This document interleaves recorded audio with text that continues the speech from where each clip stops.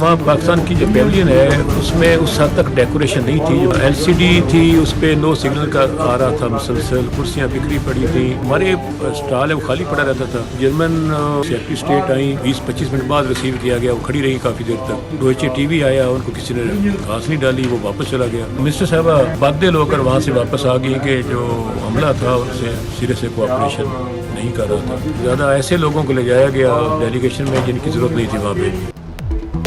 Glasgow में PTI के वजीर और मुशीर लड़ पड़े। वजीर मुमलिकत जरताज गुल नाराज होकर आलमी माहौलियाती कॉन्फ्रेंस छोड़कर पाकिस्तान आ गईं। हुकूमत रुकन रियाज फतियाना ने सारी कहानी पब्लिक अकाउंट्स कमेटी को सुना दी।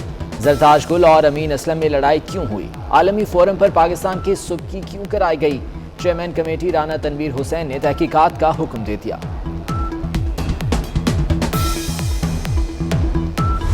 महंगाई बहुत ज़्यादा है, इसकी वजह से लोग बहुत परेशान हैं और हमसे सवाल ये पूछे जा रहे हैं कि आखिर आप इस पर कंट्रोल क्यों नहीं पा रहे। वज़ीर-ए-आज़म पाकिस्तान इमरान खान साहब पूरी कोशिश कर रहे हैं, पूरी हुकूमत कोशिश में है, लेकिन अभी तक हम इसमें कामयाब नहीं हो पाए।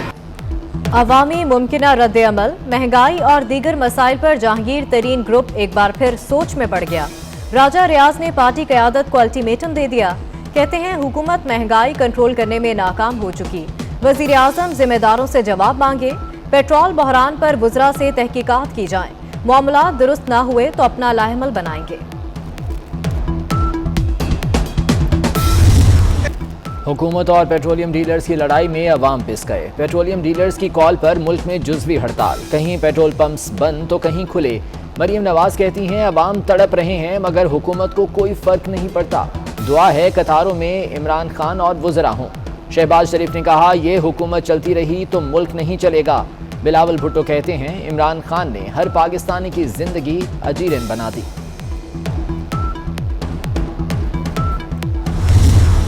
हुकूमत और पेट्रोलियम डीलर्स एसोसिएशन के दरमियान डेडलॉक बरकरार, मुज़ाकरात बेनतीजा रहे। हुकूमत की फी लीटर पेट्रोल पर मुनाफा 1 रुपए बढ़ाने की पेशकश। पंप्स फी लीटर पेट्रोल पर 3 रुपए 91 पैसे कमाते हैं, मुनाफा 6% तक बढ़ाया जाए। डीलर एसोसिएशन का मुतालबा। हमने कभी अपनी एक्सपोर्ट्स के ऊपर तवज्जो ही नहीं दी। इकॉनमी जब ग्रो करती है, इंपोर्ट्स शुरू होती है, एकदम प्रेशर पड़ जाता है हमारे करंट अकाउंट के ऊपर, उससे प्रेशर पड़ जाता है रुपए के ऊपर। तकरीबन 20 दफ़ा पाकिस्तान IMF के पास जा चुके हैं। पाकिस्तानी असासा हमारा बाहर बैठा हुआ है, जितना ज़्यादा वो पैसा भेजे उतने हम उनको VIPs बना दें पाकिस्तान में। उनको हर जगह उनको उसका, उनकी जो मुल्क का फ़ायदा पहुँचा रहे हैं उनको भी उसका फ़ायदा पहुँचना चाहिए। मईशत बेहतर होने लगती है तो करंट अकाउंट खसारा और रुपए पर दबाव बढ़ जाता है। इसी वजह से IMF के पास जाना पड़ता है। वज़ीर आज़म ने माजी में एक्सपोर्ट पर तवज्जो न देने को पाकिस्तान का मसला करार दे दिया। कहते हैं इंडस्ट्री उठेगी तो हमारी बरामदात में इजाफा होगा। चाहते हैं ओवरसीज पाकिस्तानी मुल्क में सरमायाकारी करें।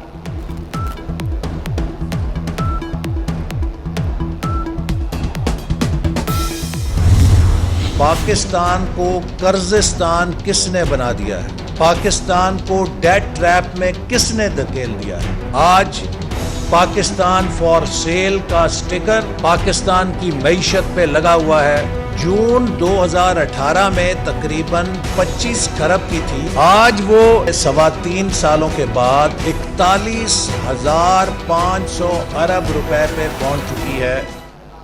इमरान खान ने पाकिस्तान को कर्जिस्तान बना दिया। मईशत पर पाकिस्तान बराए फरोख्त का स्टिकर लगा दिया गया।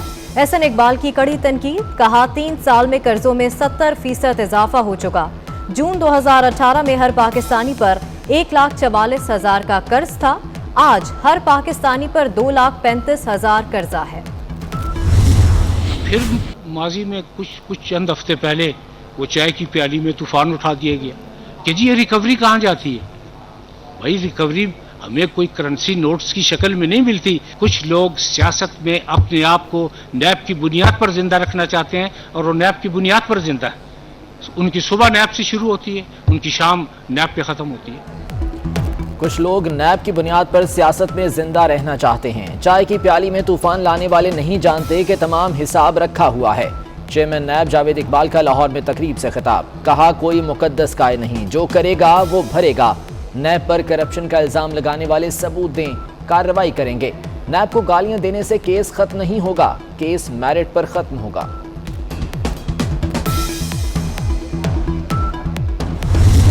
सुप्रीम कोर्ट ने नैब की कारकर्दगी पर सवालात उठा दिए। रिफाई प्लॉट्स पर कब्जे के केस में चीफ जस्टिस ने रिमार्क्स दिए। सैकड़ों केसेस 10-10 साल से ज़ेरे इल्तवा हैं, कोई पेशरफ्त नहीं होती। लगता है नैब मुल्जिमान से मिला हुआ है। क्या रियासत बेबस हो चुकी? अदालत का चेयरमैन नैब को रिपोर्ट पेश करने का हुक्म।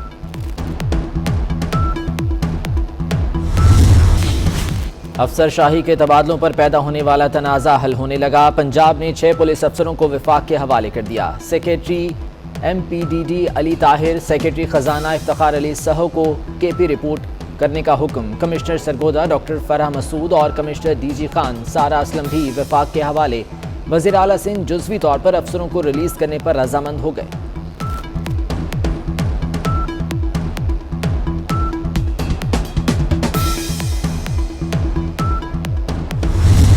मुख्तलिफ शहरों में गैस का बहरान बरकरार, कहीं गैस गायब तो कहीं प्रेशर में कमी की शिकायत।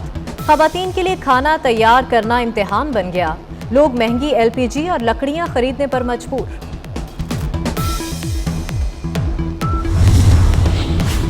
खैबर पख्तूनख्वा में बल्दियाती इंतखाबात जमाती बुनियादों पर क्यों नहीं हो सकते? बाकी तीनों सूबे जमाती बुनियाद पर बल्दियाती इलेक्शन कराते हैं, ऐसा मैकेनिज्म अपनाने में क्या मसला है?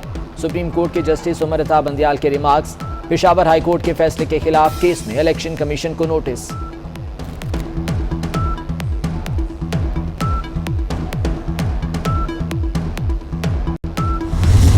पाकिस्तान का शाहीन 1A बैलिस्टिक मिसाइल का कामयाब तजुर्बा। ISPR के मुताबिक शाहीन 1A जमीन से जमीन पर मार करने वाला बैलिस्टिक मिसाइल है। मिसाइल तजुर्बे का मकसद हथियारों के तकनीकी पहलुओं का असर नौ जायजा लेना था। आला अस्करी क़यादत ने मुशाहिदा किया।